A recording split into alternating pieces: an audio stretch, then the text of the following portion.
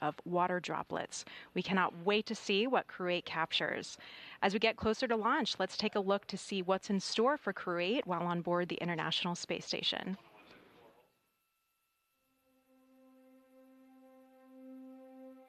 I view Crew-8 like an Olympic torchbearer. Each nation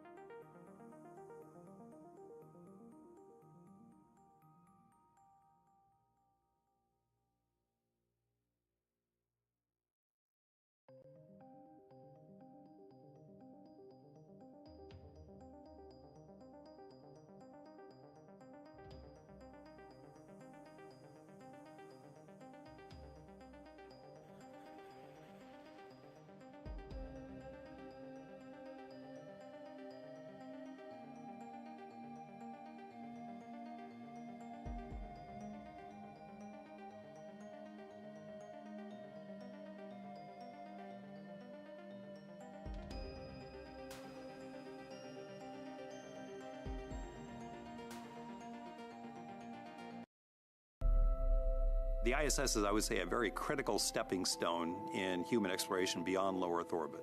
Every time we launch 4 more people to space, we're building our sample size and our understanding of the human body and the things that happen to it in a zero-gravity environment. That sets us up to go to the moon. It sets us up to go to Mars. So for us, we are just carrying that torch to go increase that sample size and be a part of the team that moves human knowledge of space travel further.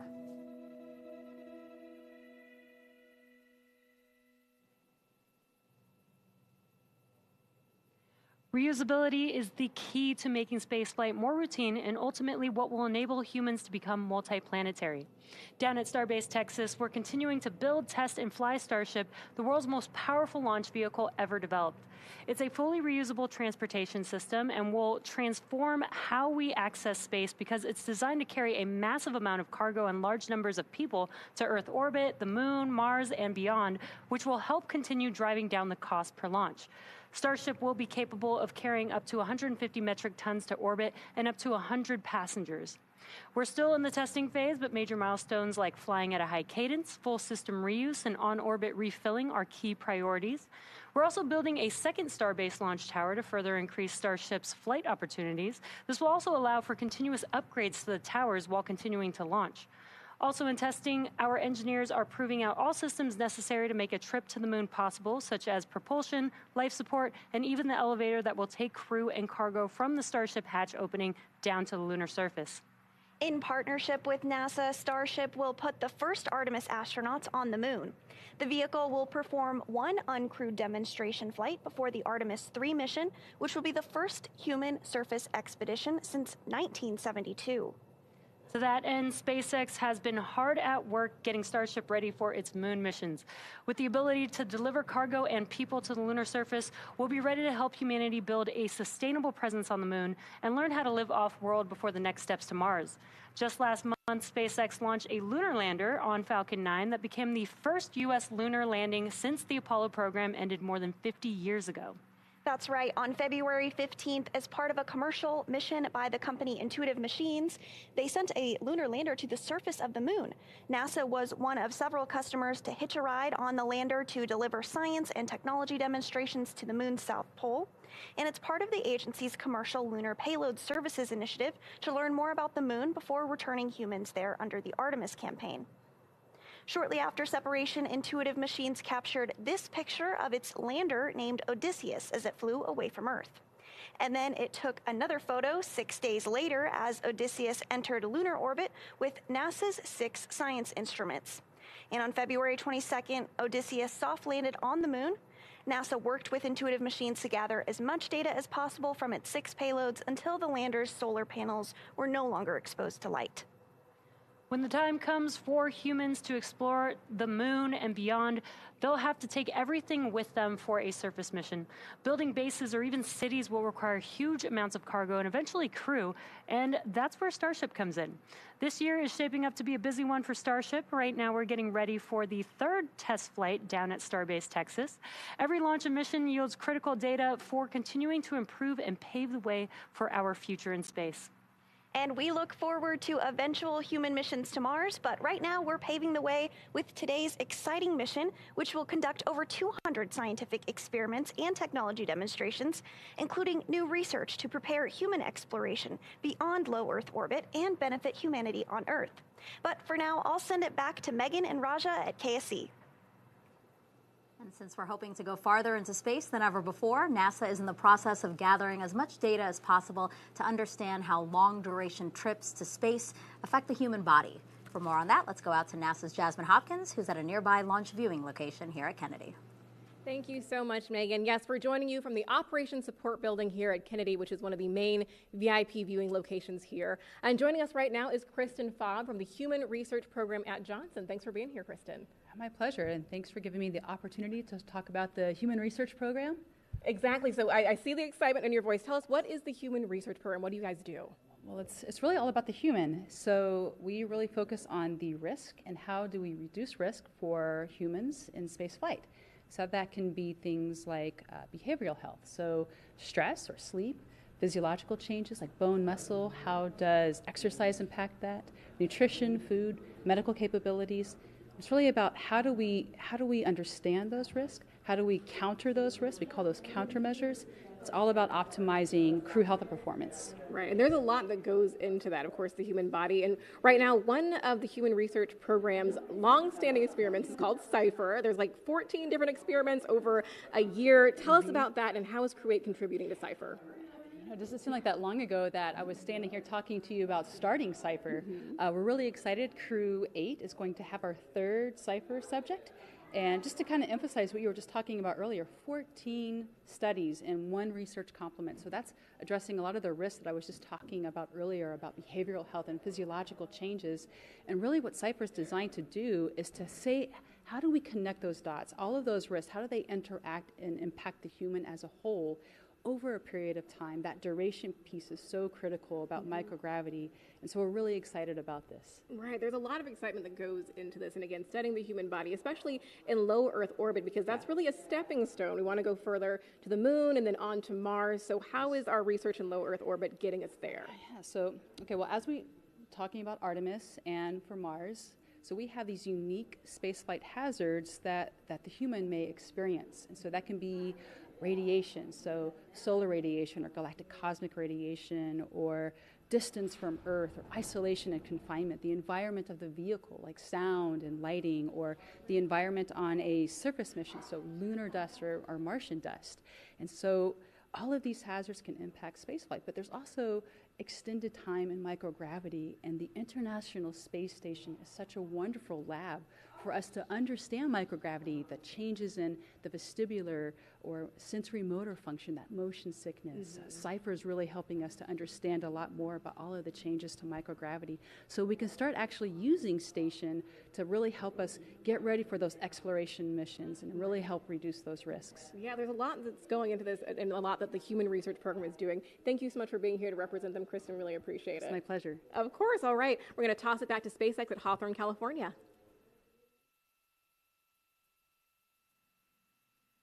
Thanks so much. I'm Ronnie Foreman, a commercial sales manager here at SpaceX. We are coming up on just about 47.5 minutes to launch, and our teams are carefully moving through the process to liftoff. A lot of preparations have brought us to this point, including a dry dress rehearsal and static fire earlier this week.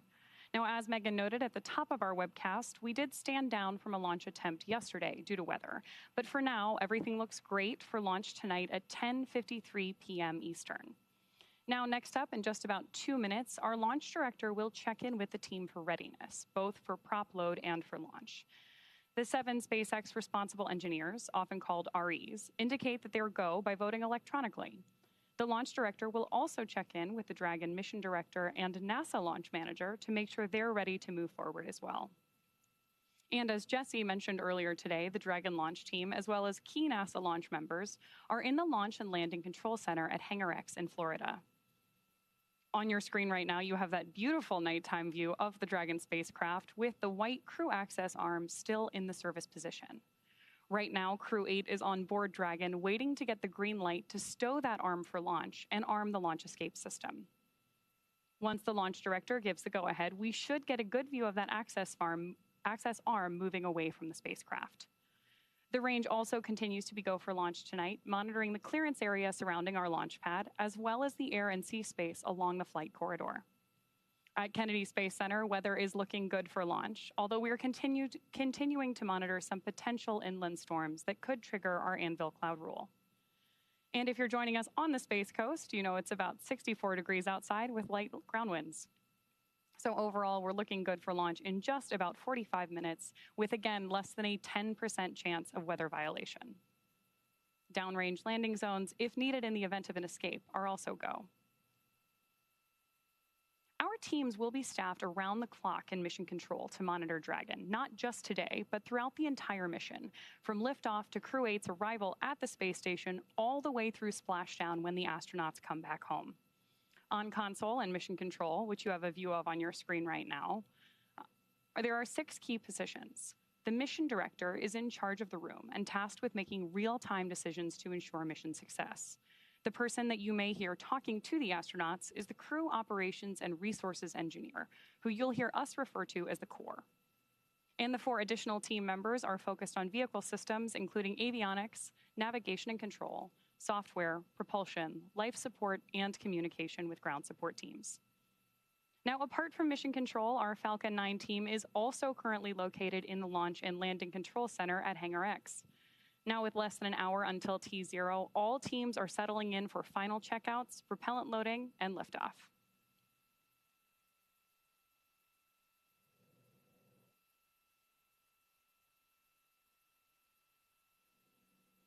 Poll is complete. Again, and right now team we are is ready standing for by crew for that access poll from arm our retract. Both launch control rooms will go into lockdown at T-minus 45 minutes and remain in that state until launch escape system is disarmed.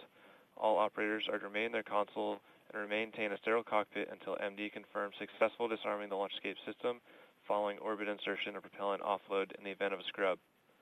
For non-urgent no-go conditions, brief the CE or LD and the approve board in the countdown. For urgent issues affecting the safety of the operation, operators shall call hold on the countdown net. Launch control will abort the launch out sequence immediately and proceed in the launch abort sequence. At T-minus 10 seconds, launch control will be hands-off, relying on automated abort criteria for the remainder of the count. Operators advise the launch director whether structural breakup or fire is imminent or occurring per Dragon manual escape flight rules. Launch control, you may proceed with arming the crew for movement.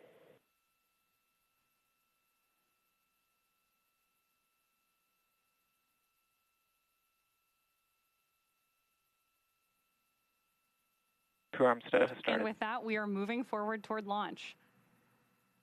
Propellant loading will begin in about 10 minutes, and crew access arm retraction has begun. So in the meantime, let's check back in with Megan and Raja. Thanks, Veronica. Now the countdown clock is continuing to tick, and we are now at T-minus 48 minutes and counting from launch. At the time of launch, the space station will be flying 260 statute miles over the southern Arabian Sea, southwest of India. Now the crew access arm will retract from Dragon. That is what we are looking for now, and actually it is happening right now. This is a critical milestone, right, Raja? It is, and yeah, so the next big thing will be launching. Dragon SpaceX for countdown timing. Go ahead. All right, Matt, we're looking at one closeout photo of the side hatch, doing some analysis on it, and are going to be looking for you to be crisp with the launch escape system arming. Team is under a bit of pressure here to get a call in. Dragon. So just the word there. Arm recheck complete. So now that the arm is out of the way, the next big step is to arm the launch escape system. You heard the MD asking that they keep it crisp, just because they've worked some time constraints on the analysis from the side hatch photos. Yeah, a pretty key thing here, the launching the launch escape system.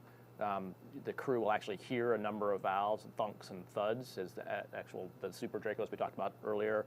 The valves that supply prop to them are actually open, so you can actually hear that and feel it, the vibrations in the vehicle, and that's part of the training flow. There's actually a thing called Sounds of Dragon where you listen to those sounds at that Buck High Fidelity trader out in Hawthorne, so you can hear those before you're actually sitting in the capsule. What you can't simulate fully is the actual vibrations, and you can actually feel the capsule vibrating as those things happen.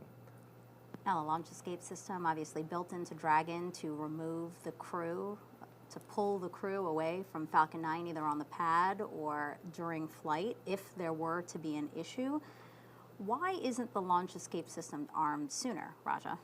So you want to wait until you don't really have any other alternative, and that we wait until we start loading prop. Because once there's prop on the vehicle, it's essentially alive in terms of there's fuel and oxidizer, which is what generates the thrust for the rocket, but also essentially could cause a hazard. And so at that point, you want that ability to immediately clear. There still always is the possibility of defueling the rocket if there's some problem. And in fact, if there was a decision later to scrub, that's what they would do, is to defuel it and then swing the arm back out. But once there's prop on board, you want the ability to get off quickly if you have to. And like we talked about, it can be an automated system. It can also, the crew can initiate that. And before they arm the system, they're actually going to pull up a screen, and Matt and Mike will be able to see the parameters that trigger an automated escape, and they'll make sure that everything is within limits before they activate the system. Is what you wouldn't want to do is activate it and have it immediately trigger.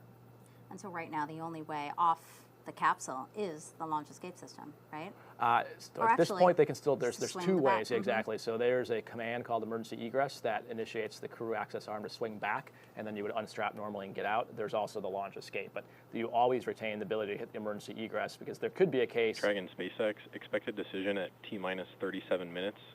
At this time, you're go for viewing section 6 of the procedure. You are not go for arming the command. How copy? Dragon copies. Can we preemptively close visors? Yes, sir. Go for that. Can you walk us through that call out? Right. So closing visors. We talked about there's steps and procedures. They said you can review but don't execute. So he's looking at the steps to arm the launch escape system, but what they've told him is to hold off until another few minutes here to actually get the call to do that. And you heard him talking about the photos they were looking at from the closeout of the hatch, and we talked about the analysis that goes into looking at everything and saying, was it new, old? So there's probably something they're looking at in those photos. We saw them spending some more time with the lights and the pictures and wiping it down just to make sure they're happy with what they saw. So making sure that the side hatch and the seal are all good before proceeding with launch. And the reason this is where they want to pause and think about that now is because, like we've talked about, once you arm the launch escape system, then now you're sitting on a armed set of prop in that Dragon. The Super Dracos are active, and so right now the closeout crew is gone. No one's around there. So before you take that next step, you want to make sure that you have a clear path forward towards launch. And so again, we're expecting that decision on whether or not to go forward with arming the launch escape system, which obviously needs to happen before we can proceed to launch. Yep. We're expecting that in about a minute. That is the time that the launch team briefed Matt and the crew.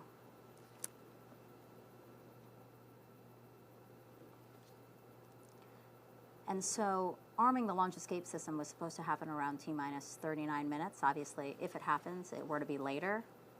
Still okay if Absolutely, yeah. that margin. The driving factor, so yeah, as I mentioned, as we get closer and closer to launch, the margin of pads they build in just gets a little tighter.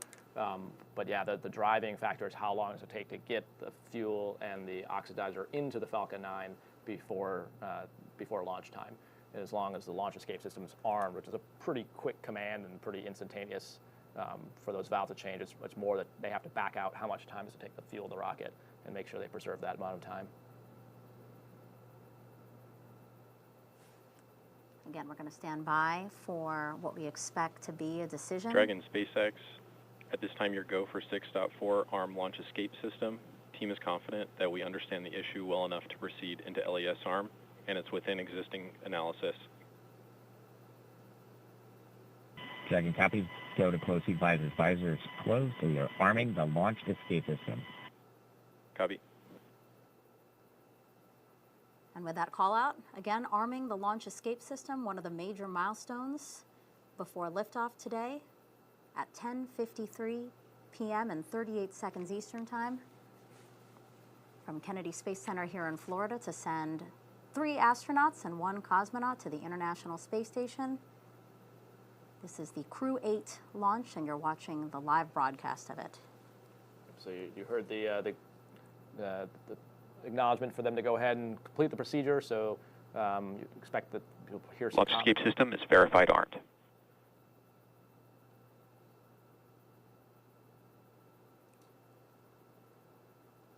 Now, needing to use the launch escape system, it's just a possibility we have to plan for. No one wants to think about it, but it is something we have to plan for. Yeah, actually, it makes the overall launch safer because you have an alternative if there's something wrong with the F9 rocket. So yeah, you're absolutely correct. You wouldn't want to have to use it, but the fact that we built that into these commercial crew vehicles is a huge safety improvement over the past. And it looks like they're starting loading prop now, which is the next major step. And so now that the launch escape system is armed, they can start putting the prop onto the vehicle. You'll start to hear calls.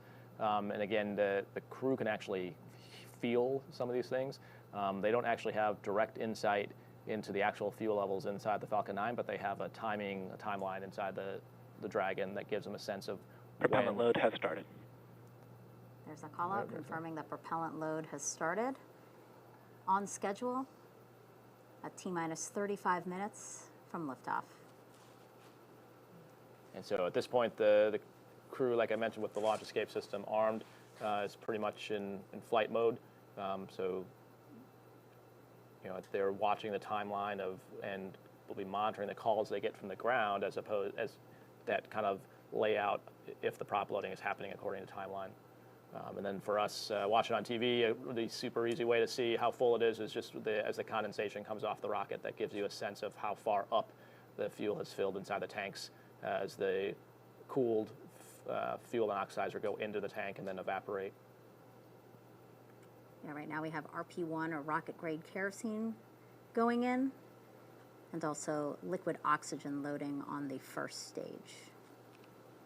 And again, the reason, just like with the LES arming or the launch escape system arming, as well as the prop loading, they make those calls to the crew so that when you hear these clunks and thuds and kind of ringing of the vehicle, that you know that was supposed to happen, as opposed to, without a call or without the timeline they have. If you just hear a very loud thud, it's kind of just like in your house. You're like, what was that?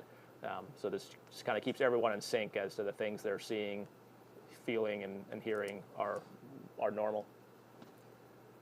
So inside Dragon Endeavour right now, we have Commander Matt Dominic, born and raised in Wheat Ridge, Colorado, married to Faith Dominic, and they have 2 daughters. He has a Master of Science degree in Systems Engineering from the Naval Postgraduate School, designated a Naval Aviator in 2007, made 2 deployments to the North Arabian Sea. He has more than 1,600 hours of flight time in 28 different aircraft.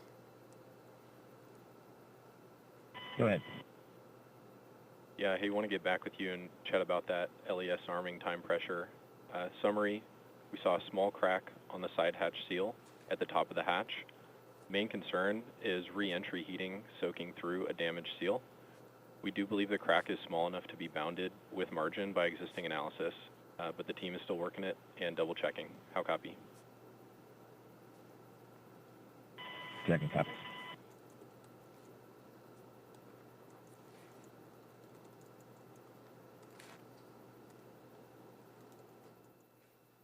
So you heard the call there, essentially saying they gave them the okay to arm the launch escape system, but that does not necessarily mean they're totally comfortable or have finished the analysis for what they saw in those hatch seal photos. So just giving the crew the update that clearly they're not going to let them launch if they're not confident, but it sounds like they believe, based on the analysis they've done so far, they have margin for the worst case, which is another word for bounding scenario. You heard him mention that.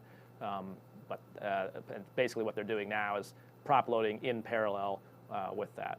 Right, because that call out gave us some insight into why there was a delay in arming the launch escape system. They basically said there was a small crack in the side hatch seal, and the concern of that crack would be during reentry. Correct. Yep. Yeah. So I think obviously, like we've talked many times throughout the broadcast, you've got some of the best experts in the world on both the SpaceX and the NASA side looking at the data. I think it really shows the importance. Early on we were ahead of time, but all the pictures and photos they were taking of the hatch seal, and this kind of demonstrates exactly why they do that. Because now, when we don't have access to the hatch and we can't just open it up and take a look, we can pore over those photos. Go back to the SMEs, the REs, as you heard them called, the responsible engineers, the subject matter experts, and use that photo evidence compared to the analysis and the development verification information to make sure that we're confident that everything's good to go. Right. Because as they said, they believe it's small enough Start to of stage fix. 1 cryo-helium loading. Stage 1 cryo loading, as you said. Cryo-helium.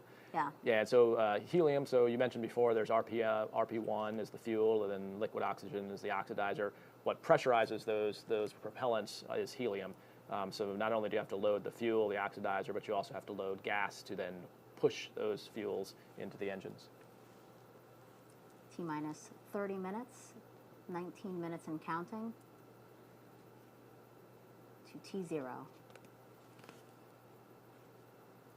As Raja was saying, propellant loading is happening on the Falcon 9, but there is an issue still in review, which is a small crack in the side hatch seal.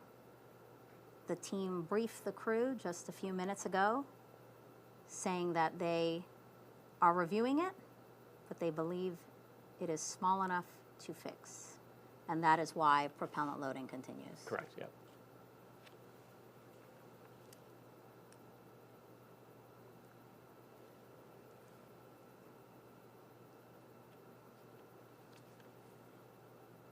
Yeah, so at this point, the crew is kind of just going through procedures and talking through the ascent. Again, the next big point for them will be at about T-minus 10 minutes where they'll start, again, talking back and forth to the ground.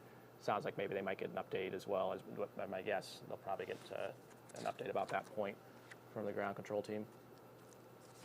And as we wait for updates, we recently got to ask the Crew-8 astronauts why they believe human spaceflight is so important. And here's what they had to say.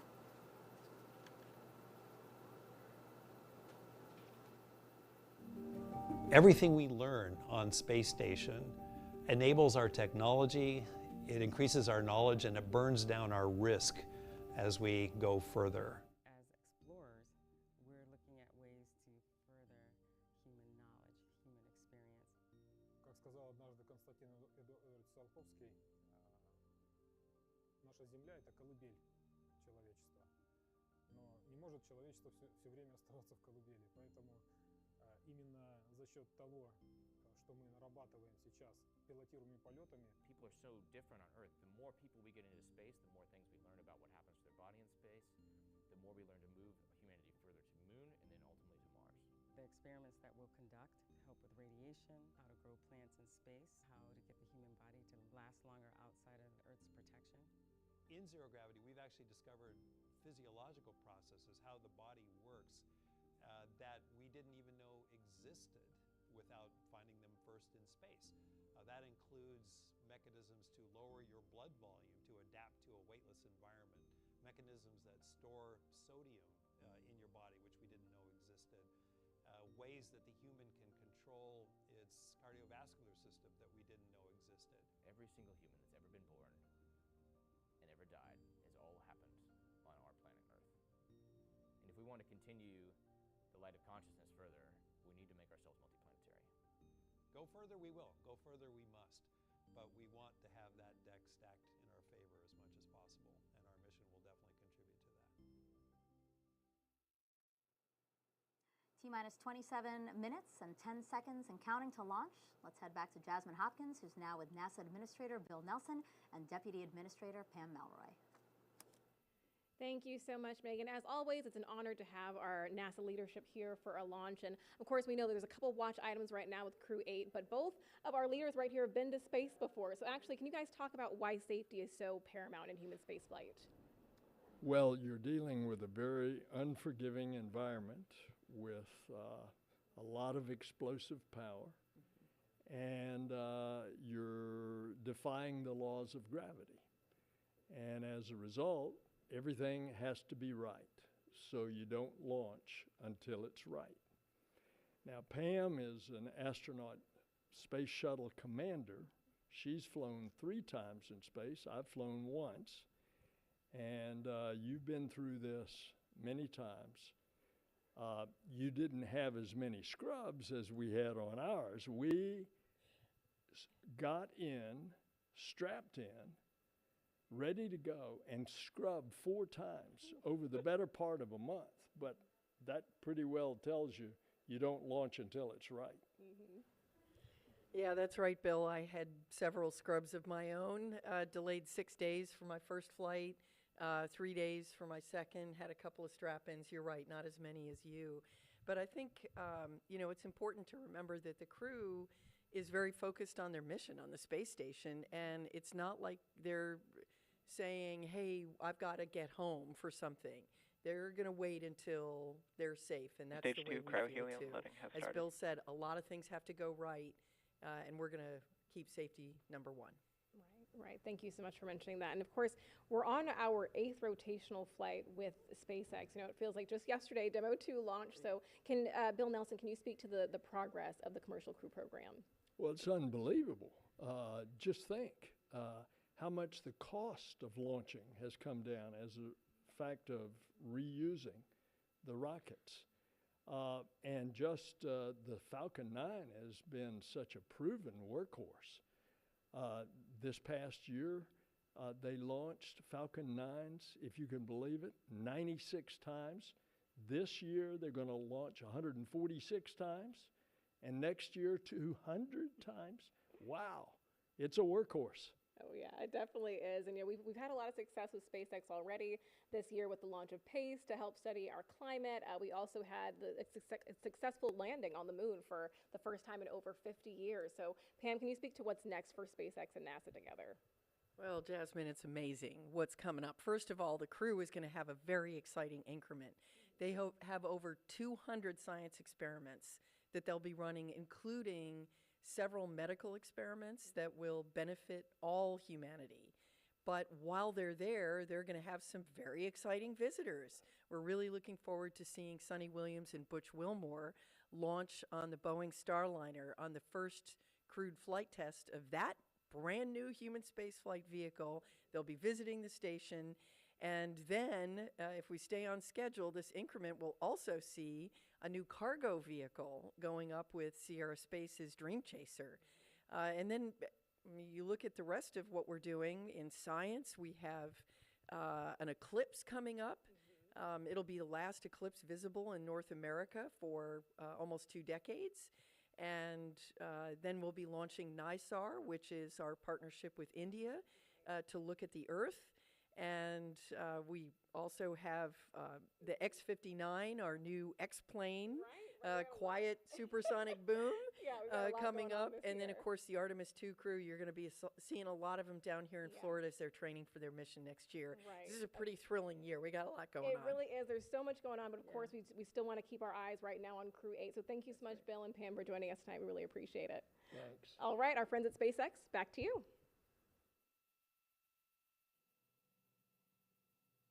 As we continue to count down, let's take a closer look at the vehicles that will be taking Crew-8 to the International Space Station tonight. Sitting atop the Falcon 9, the Dragon spacecraft and its trunk stands over 26 feet tall.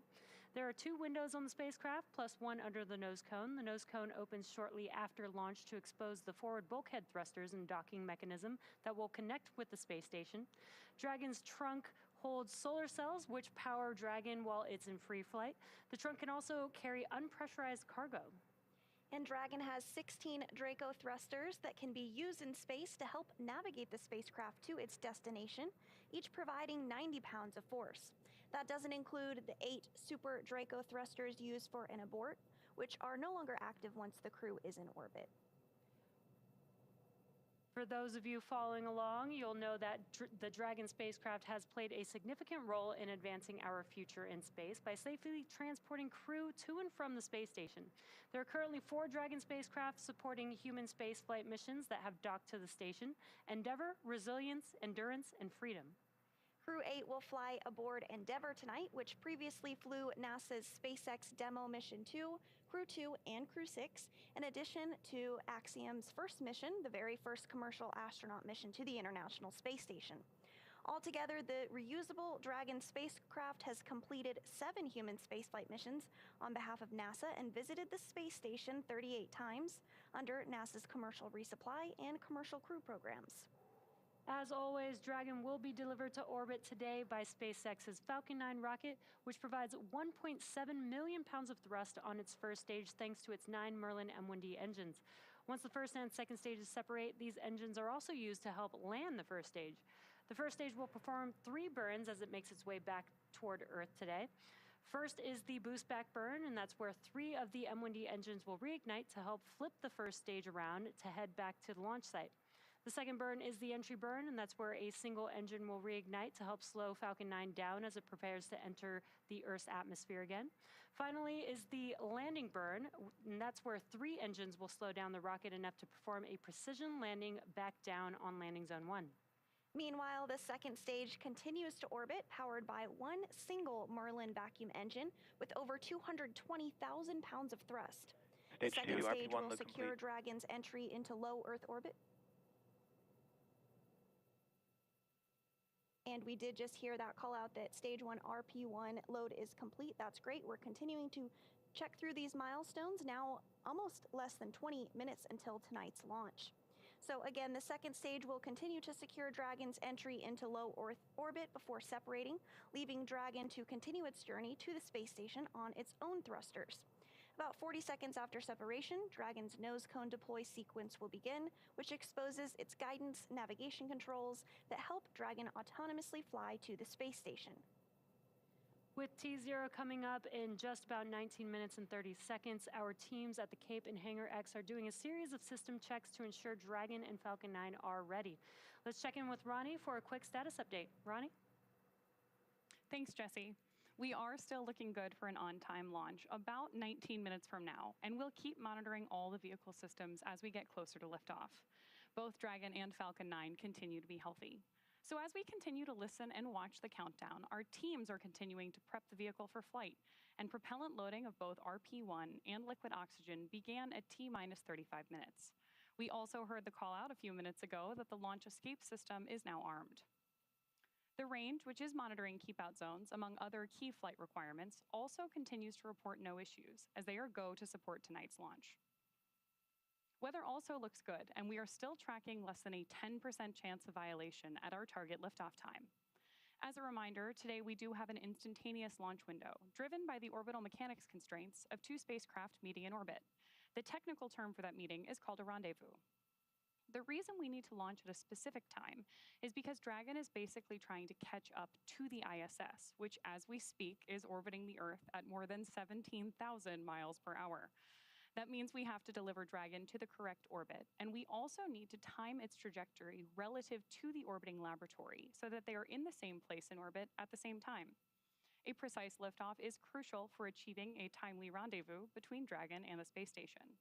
So at this point, if we hear a hold called for any reason, we will have to stand down and target our backup launch opportunity, which is tomorrow at 10:31 p.m. Eastern. So with all systems go, I'm going to turn it over to Rebecca for a status update from Houston. Thanks, Ronnie. The flight controllers here in Mission Control Houston are ensuring the space station is ready to receive Dragon. They're also checking that all the communication links between the station, Dragon, and the ground are working properly. Right now, everything is proceeding as planned. The teams here in Mission Control Houston, the team in Hawthorne, and the astronauts aboard the space station will monitor the autonomous docking of Dragon on Tuesday when they enter joint operations, which happens when the spacecraft enters the approach ellipsoid, which is an invisible boundary that helps us monitor spacecrafts arriving and departing. After docking, the crews will perform a series of leak checks and then work to... working. Expect more words here in a few minutes, shooting for T-minus 10 minutes to get you a brief. And we just received an update that we are proceeding towards launch. Once the crews perform those series of leak checks on board, they will work to open the hatches both on the Dragon side and inside the station's pressurized mating adapter. We expect hatch opening to take place about an hour and a half after docking. Once on board, the astronauts will be greeted by the space station crew and will then join in for welcoming remarks for the... Here in Mission Control, Flight Director Garrett Hain is on console overseeing the team for launch, and Paul Kanya will be on console on Tuesday for docking. That's it from here in Mission Control Houston. I'll toss it back to the team in Florida. Megan, how's it looking? Thank you, Rebecca. If you're just joining us, we are now at T-minus 16 minutes, 7 seconds and counting from the 8th astronaut rotation mission to the International Space Station under NASA's Commercial Crew Program. Rajachari, commander of the NASA SpaceX Crew-3 mission, here with me. And Raja, we just heard a call out saying to expect another crew brief at T-minus 10 minutes about the crack that the teams are currently monitoring in the side hatch seal. Yep, and that's a pretty standard at T-minus 10 is usually when they've kind of done all the final polling and usually give an update to the crew and for the crew to make sure that they're all ready to go inside the capsule as well. And since we know of at least that one open issue, that's also kind of the logical time for them to update Crew-8 on the status of that before they go into the final terminal count. Not to say that they can't continue working it during that 10 minutes, but that's sort of I think the checkpoint they gave the crew of when they'll give them some information about it. Mm-hmm. And so, yeah, it's always exciting, and I think the administrator said exactly what we would expect and exactly why we do what we do, that of course safety will be paramount. Of course we want to see them launch. Obviously the families want to see them launch. Crew-8 wants to get there, and the expedition on the space station wants to see them, but clearly we want everyone to be safe, so yeah. I know the team will do what they need to do. So we're taking the steps towards launch, but we're waiting for that T-minus 10 brief to really give us the final Right, resolution. So we'll continue doing stuff in parallel to be ready to go, sure. But obviously the analysis still has to get completed. So when Crew-8 arrives at the International Space Station, they will be greeted by 7 other crew members, including NASA astronaut Laurel O'Hara. She's been on board since last September and delivered this personal message to her soon-to-be new crewmates. Hey, Crew-8. I'm so stoked for your launch and to welcome you on board the International Space Station. I very vividly remember my first few days on Space Station, so I'm looking forward to getting to relive those days through your eyes, and I'll try not to laugh too much. Matt, it's been an amazing 7 years so far. It's going to be really special to get to fly with you, such a good friend, and I know this is going to be one of our craziest adventures together yet. Mike, can't wait to share this boat with you. Jeanette, looking forward to continuing the good times that we had in Star City together. Sasha, there's no ice rink on board, but we have some other games planned up here. I hope you guys have a beautiful launch.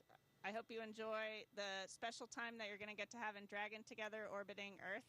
And we'll be on board waiting with a big meal prepared with all the foods that we don't like. So with that, safe travels, and I'll see you on the other side of the hatch on Space Station. I like that she said she'll try not to laugh so much as we're inviting 3 new first-time flyers onto the space station. Yeah, Laurel is infamous for easily getting cases of the giggle, so it's awesome to see her. It's been so fun to watch her and the current ISS expedition crew loving working in space, and so I know she's excited as well as the rest of Crew 7 to see Crew-8 and Laurel's time, but she'll eventually get replaced by TC, who will be launching later in March from Star City on the next Soyuz up to replace Laurel. So we'll be tuning into that just a few weeks from now on March 21st. T-minus 12 minutes, 48 seconds and counting. We are counting down really to a T-minus 10 brief with the crew to talk an issue that the team is working. Roger, can you talk to us about that? What are your final thoughts as we approach that? Yeah, so I mean, we got to see, I think we kind of had an inkling just watching, you even brought it up as we were watching the hatch close out, just a lot more time taking pictures. And as we talked about at the time, the reason we do that, and they mentioned even back then, they said they maybe saw hair.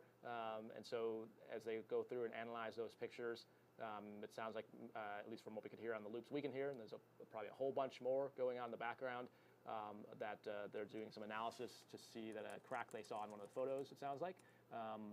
Whether that case and the analysis shows that we have what's called margin, meaning there's not any concerns for the worst case scenario of a reentry, as it sounds like what they're calling the bounding case. So that analysis I expect will be ongoing.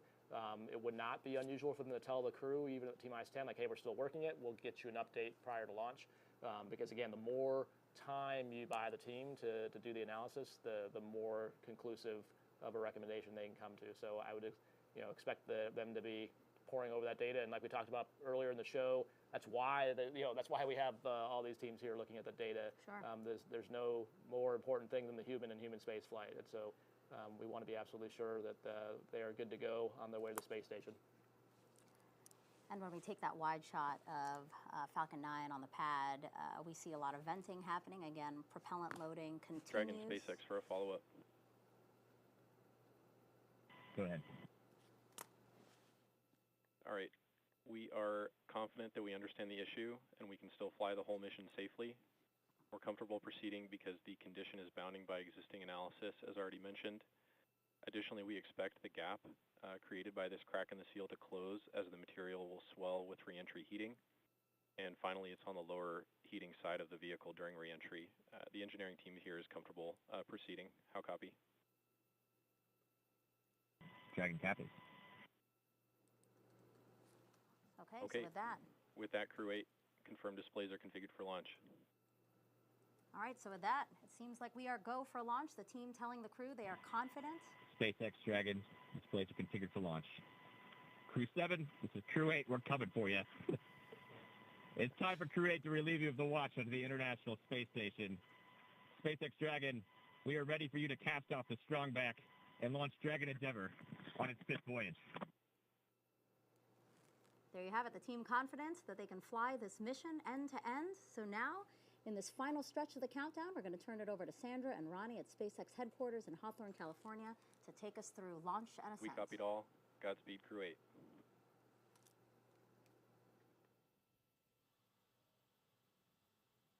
Thanks so much.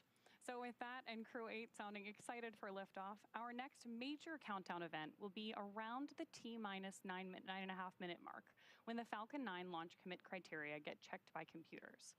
So right now we're listening in for that call. The launch commit criteria are specific thresholds and pieces of information about the entire Falcon 9 system needed to make sure that the rocket is healthy. Of course, we have many systems in place to ensure that the rocket and crew are both safe leading up to liftoff and during flight, now that we're approaching terminal count.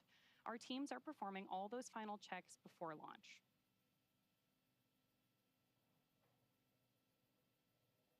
Back in Mission Control Houston, there's a variety of systems and console positions that are also being worked in tandem and monitored by the team. These include cameras aboard space station, reboost capabilities, as well as a console that monitors trajectory to ensure everything is looking good. It'll be about a 9-minute ride to orbit today, and that's about the time that we'll see second stage cut off. A few minutes after that is when we'll see Crew Dragon separate from the second stage. And along the way leading up to this, you'll be hearing some performance calls as we get into the final countdown, and then after liftoff as well. These are SpaceX flight controllers reporting on trajectory, speed, booster performance, and key milestones. But there are some other calls you'll hear the crew make as well after liftoff. The crew will report out number and letter combinations, which mark different abort zones throughout the flight up the eastern seaboard. The first two, 1A and 1B, have that name because they're in the first stage, and that will last until they're up to the very north of North Carolina. The next are 2A through 2E. Those will come into play once the second stage kicks in. That takes us from the top of North Carolina all the way to the tip of Newfoundland in the northern Atlantic. Diverting a little bit from the other naming systems, you will hear the call Shannon, or Forward to Shannon, which refers to Shannon, Ireland, meaning they would target off the coast of Ireland if they were later in that second stage and did need to abort. So again, you'll hear these different callouts throughout the flight uphill, along with key performance callouts from guidance, navigation, and control officers, and you can expect to hear from them on calls on trajectory and propulsion as well. So one of the next callouts we're listening for is the announcement that Stage 1 engine chill has started, which is one of the key processes that prepares the engines for flight. Right now, propellant in the tanks is isolated from the engines, but at T-minus 7 minutes, we'll open the engine pre-valves and start passing just a trickle of liquid oxygen through the Merlin engine pumps, Engine chill has chilling the started. engines for the start sequence. There we go, right on time. Now we do this because the super chilled and densified liquid oxygen is really, really cold, and we use this process to bring the engine hardware down to a cooler temperature before flowing all of the LOX and propellant into it during flight. At liftoff, Falcon 9 is consuming 700 gallons of fuel per second, so engine chill helps us to prevent thermal shock and ensures nominal engine performance. So again, now that we've got that good engine chill call out, shortly after that, we should be looking for that Stage 1 RP1 load complete call.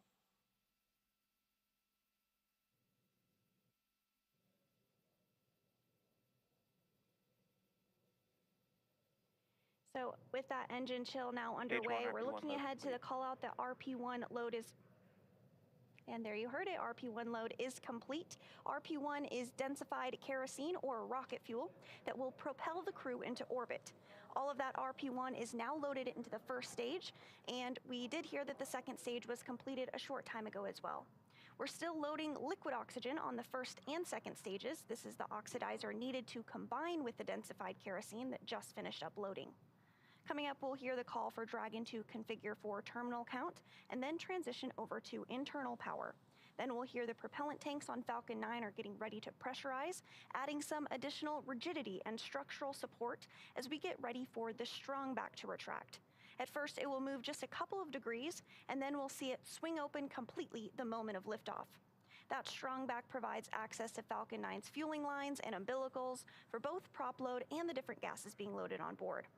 We'll continue to check through a couple more fueling milestones, including one around the 2-minute mark before flight, where we will hear that the liquid oxygen is finished on board the second stage.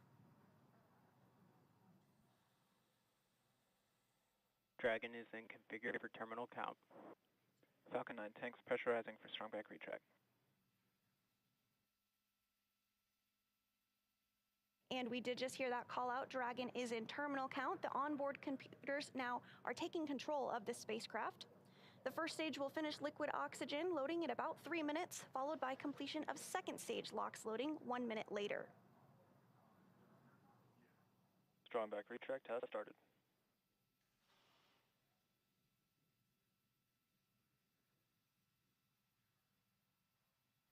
There's a call out over the nets that we are moving forward into strong back retract. The next thing you might be able to see on your screen is actually going to be the clamp arms opening up around the base of this second stage. That will allow the strong back to recline about 2 degrees away from the vehicle. And because we've now begun pressurizing Falcon 9, we know that it's strong enough to stand on its own. That TE will throw back all the way to 45 degrees at liftoff. The strong back is part of the transporter erector, which provides liquids, gases, and electrical connections to the vehicle. There you can see those clamp arms have fully opened around the base of just the trunk of Dragon on stage 2. And so the next major milestone that we're tracking today is stage 1 LOX load being complete. We expect that call out at about 3 minutes when that first stage LOX load will be completely finished. So all those white clouds of vapor you see on your screen right now are normal, and we'll continue to see them build up as we get even closer to launch. Because liquid oxygen is super chilled, it boils off a little bit in the warm Florida air. In for the call out that stage 1 LOX load is complete. Stage 1 LOX load complete. There's the confirmation that we have completed loading liquid oxygen on board stage 1, but LOX will still be loading for about another minute on board stage 2. Then we'll prepare to vent down the TE, which is going to produce another white Dragon cloud. is in terminal count and is on You may internal also power. hear. There's confirmation that Dragon is on internal power. You may also hear an announcement to the crew about that venting procedure.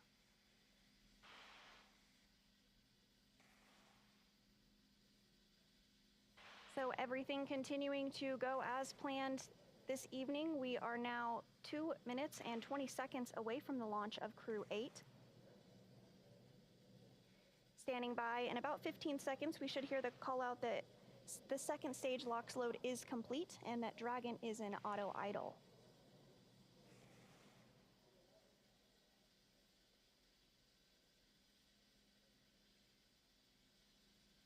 Stage 2 LOX load complete.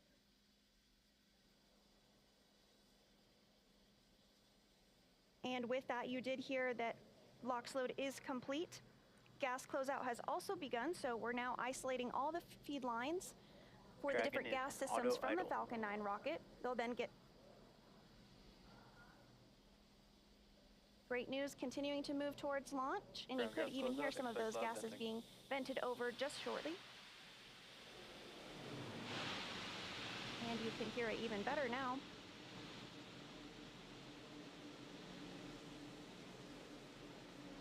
Something else you might see here in a few moments is water being poured onto the pad. Because rockets are super loud, the sound can impart loads back on the rocket itself, so that water helps absorb and prevent the sound from hitting the structure and reverberating back onto the rocket. Coming up on 1 minute until launch. Dragon is in countdown.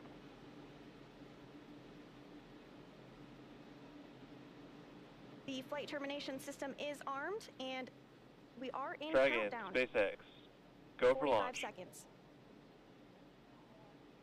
Dragon copies. Go for launch.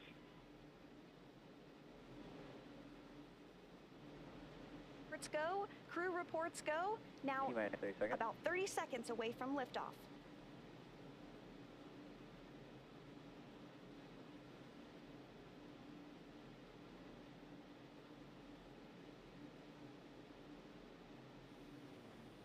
Seconds.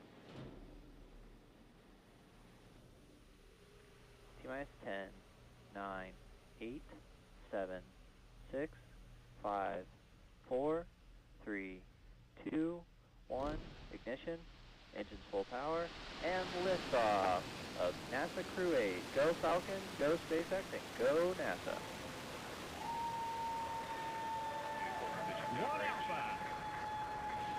Endeavour ascends, a beacon of human ambition. 1.7 million pounds of thrust now propelling Falcon 9 and Crew-8.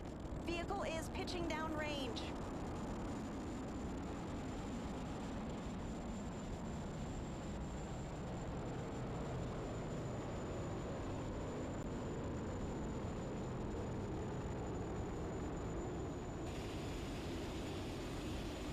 Nominal power and telemetry. And we are getting good call-outs on propulsion. Falcon 9 engines now throttling down to help pass through the period of maximum dynamic pressure. Falcon 9 is supersonic. With that call out, we know that Falcon 9 is now moving faster than the speed of sound. Stage 1 throttle up. 1 Bravo. So with that call out, Copy 1 Bravo. we know that Falcon 9 is throttling back up, and that one call out for 1 Bravo means that we are in the second and final abort mode for the first stage, continuing to get good performance from Falcon 9. Now at this point, the crew are already pulling over 2 Gs. And with that call out, we know that that engine chill for MVAC, which is our second stage engine, has now also begun. That also means we have a couple of events that are going to happen in rapid succession. First is that chill on the MVAC engine, and then we'll have main engine cutoff, or MECO, where the 9 engines on the first stage of Falcon 9 will cut off ahead of first and second stage separation. Then the Merlin vacuum engine on board the second stage will ignite and carry the Crew-8 astronauts to orbit, while the first stage begins its journey back to Earth. At this point in the flight, the 9 Merlin Stage engines are starting to throttle down, and we're standing. There's that call out for throttle down, and we're standing by for MECO.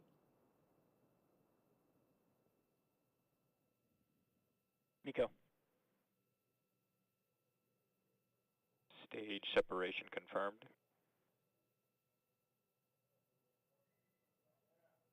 And back ignition.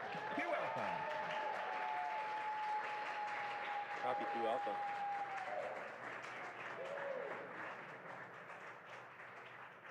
So those incredible views on your screen, and of course the cheering behind me, means that we have had successful main engine cutoff, stage separation, and ignition of our MVAC engine on board stage 2. We are also in 2 Alpha for the aborts if needed.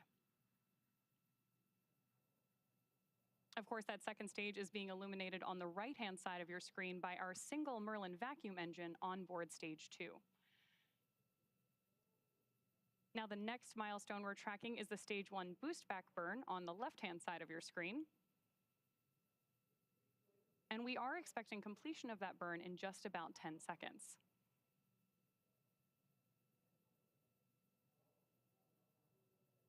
And so Crew-8 is now traveling at over 4,000 miles per hour. We're continuing to get good call outs, everything going really smoothly today.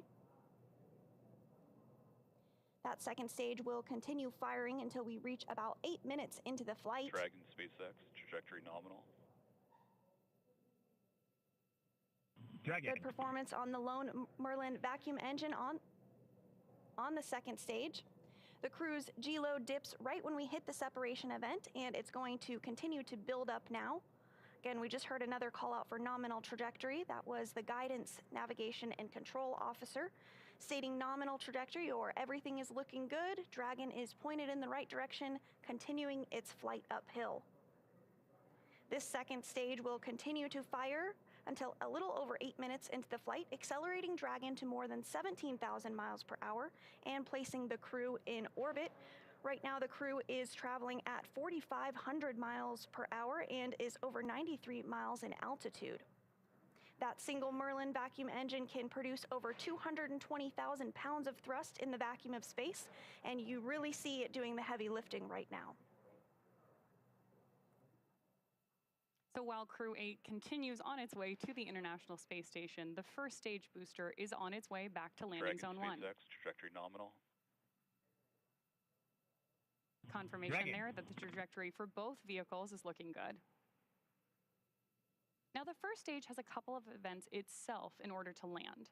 At T plus 6 minutes and 16 seconds, stage 1 will begin its entry burn, which will be the first of 2 burns prior to landing. During this burn, Falcon 9 will ignite only the center engine for about 10 seconds in order to slow the vehicle down before it reaches the denser parts of the Earth's atmosphere. That will be followed by the landing burn at T plus 7 minutes and 21 seconds. This time we'll light 3 engines, and the burn will last for about 20 seconds, ending just about a minute before we expect Dragon to be inserted into orbit.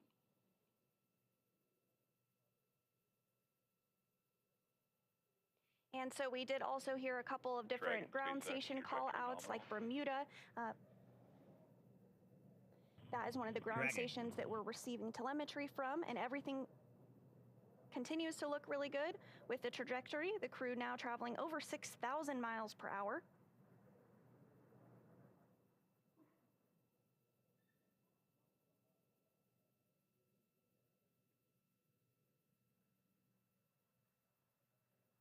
Again, this second stage will continue to light for a couple more minutes before second engine cutoff. At that point, the vehicle will coast for a few minutes before separation.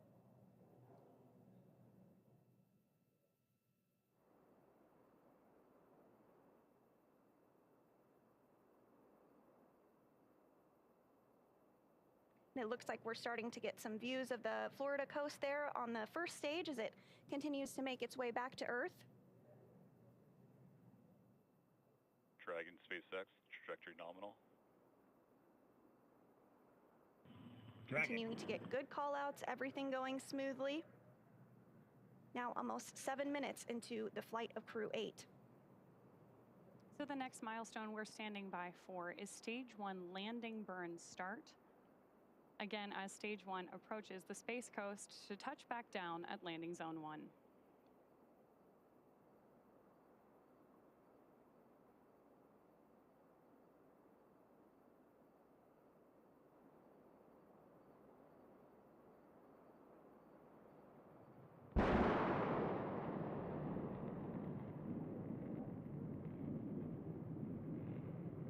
Stage 2 FTS is saved.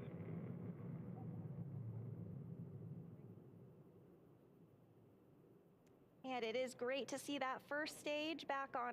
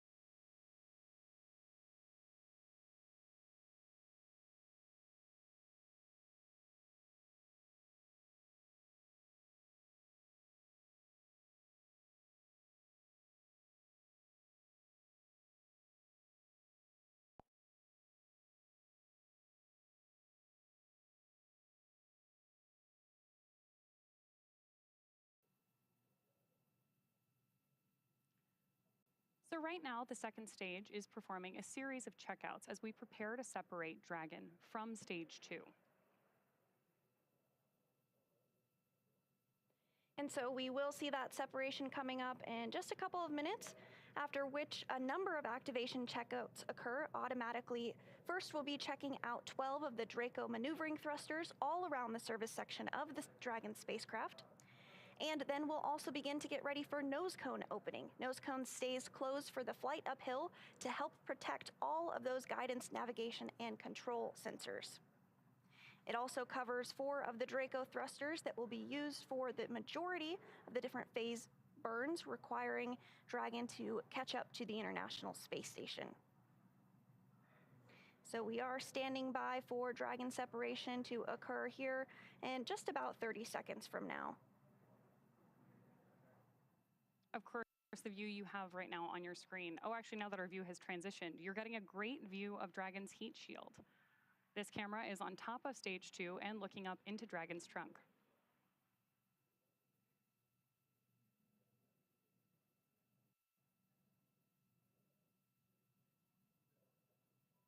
So if you're just joining us this evening, we had a successful launch of Crew-8. They're on their way to the International Space Station. The first stage has already returned to Earth and landed successfully, and the second stage has shut down, and we're awaiting separation, and you see it on your screen right there.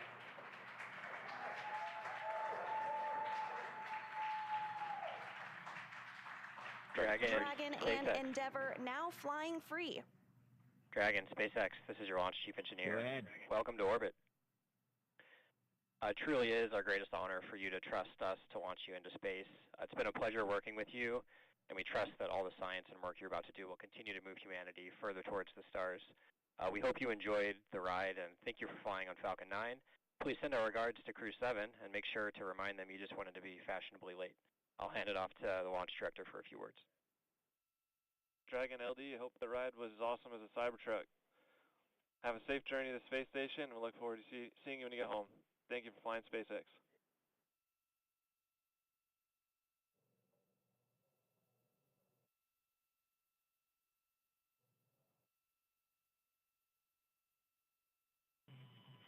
SpaceX, oh my goodness, what an incredible ride to orbit.